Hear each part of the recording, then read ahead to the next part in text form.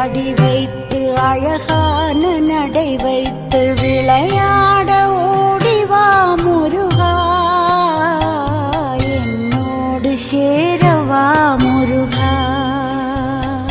உன்னோடு சாய்ந்தாட உடலிங்கு தள்ளாட உயிர்